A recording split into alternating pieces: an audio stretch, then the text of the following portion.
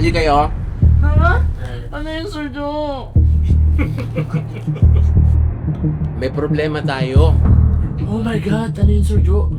Wala tayong candidate kasi supposed to be meron tayong AP. Ang confirmed na AP dapat ay nasa 13 na.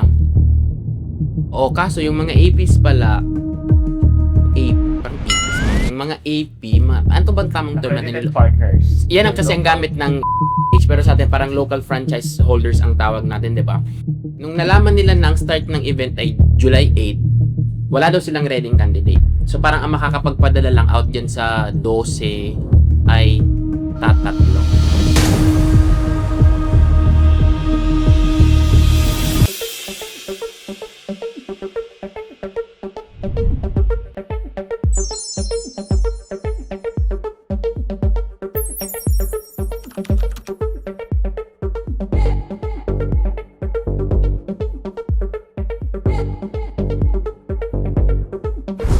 This is Reyna's Up Close, your backstage access sa lahat ng mga kaganapan at drama sa likod ng kamera. Ito ang kwento ng Reyna Filipinas. Raw, unfiltered, unmasked. Here's the tea!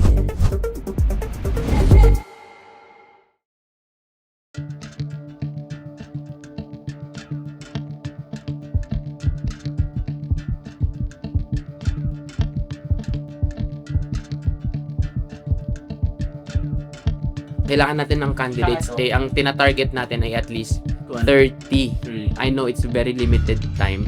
This is one of the challenges that we need to resolve. So, pag gumawa tayo ng art card ng make it something na they will be interested of joining, whether it's title, whether it's monetary, cash prize. Feeling ko yung sir, finalize na natin yung price. Na sure. Ang sure talaga yan ay 300,000 Each round. Ang isa sa magaganda is that the Barangay TV is sinusubukan na nating buuhin. So, ang mga winners dito sa sunod na series, sila ang bida. Pero sir, yun nga, going back kasi medyo na nabibilisan sila for July 8, di ba? Possible ba na mag-move tayo ng press ng unang activity natin? Kung mag-move ka pa ng unang activity natin, wala na tayong time. Kasi July 8, August 8 eh. So, That is very quick.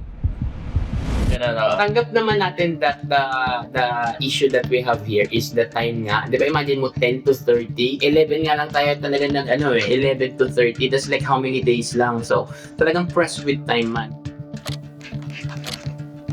Kaya natin yan para pumayat tayo. Yeah. Trabahin nyo lang yan, guys. There are different ways to enter Reyna Filipinas, diba? So one is through online submission, and second is through local directors. So we're doing this in order for some other girls na wala masyadong monetary support to also have a chance para sa pangarap nilang maging victim. Ano ang mangyayari nila? Particularly magkakaroon ng screen nila tayo dito sa paas. So yung screen nila para audition siya, mapapakall ng auditions, pwede rin pumunta yung mga nag-apply na pero kung gusto nila ng live, gano'n.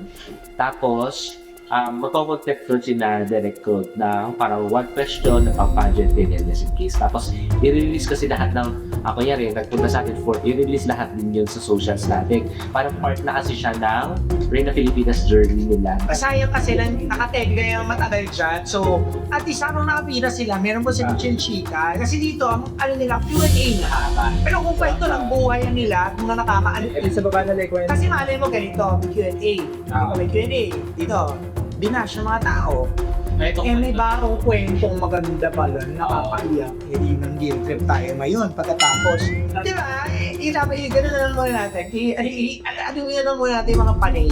Gawin na lang natin ulit aspirational yung mga chika. Kami ang bahala din sa buhay nila. So, pinaka-buhay sa kanila kasi ibibigyan pa skin eh. So kapag naghihintay sila, kami dito sa waiting room, tapos meron dito. Kasi yung Gadalis team naman yung kukuha ng dito. So kukuha na kami ng content doon, mas kami yung perfect humanity. Ano na yung official name natin? The Grand The grand call for call. The Grand Call For candidates. Candidates. Makakarat sila dyan kasi parang ang feeling ay, ito yung final call, dapat pala pumunta ako dyan kahit nag-apply ako ng KMA. Dapat i-clear nyo na kahit na nag-submit ka ng form or hindi pa or planning pa lang, you should go there. Ipapa-email namin yung mga nag-submit ng form. Yung look nila, Ponytail. Ito direct. White stamp top. pwedeng dress or outfit, tapos i-color palette natin.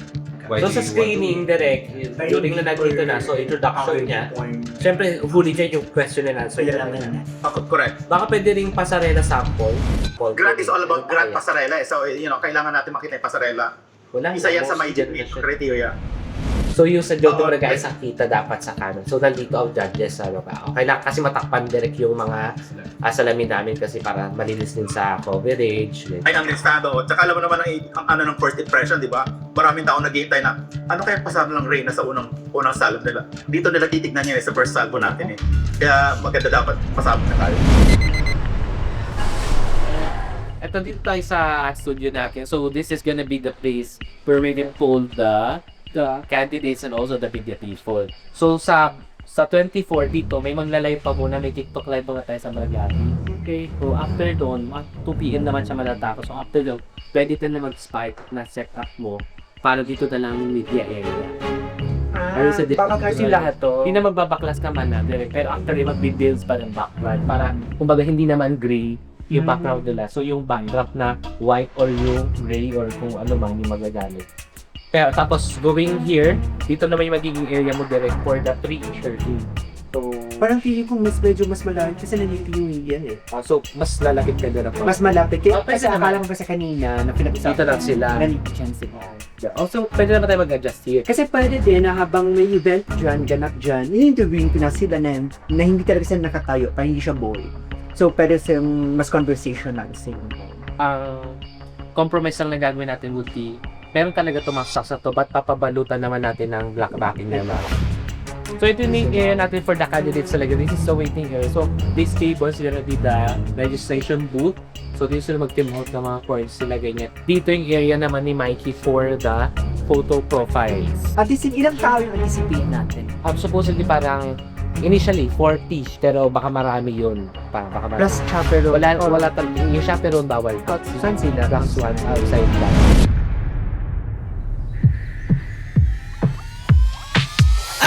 Strawberry side on the side next to you.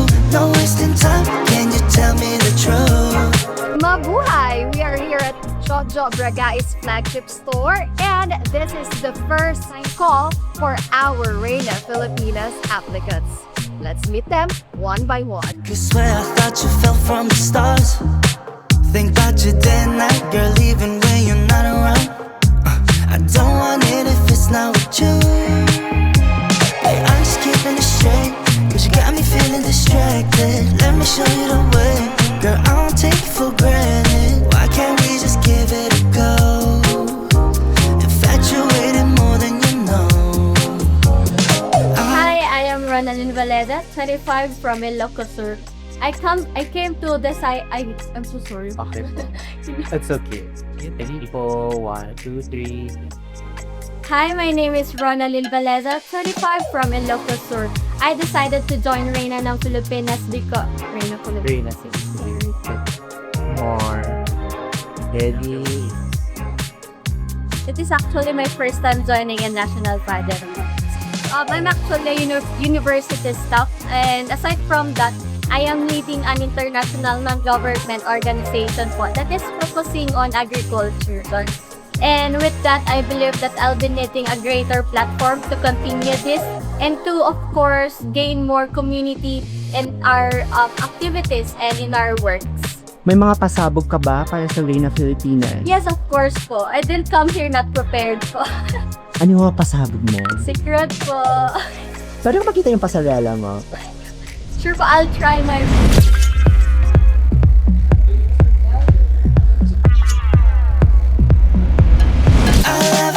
Nay! Andito na po ang pansit na bagong bili! Nay! We are proud of you. Reina Filipinas!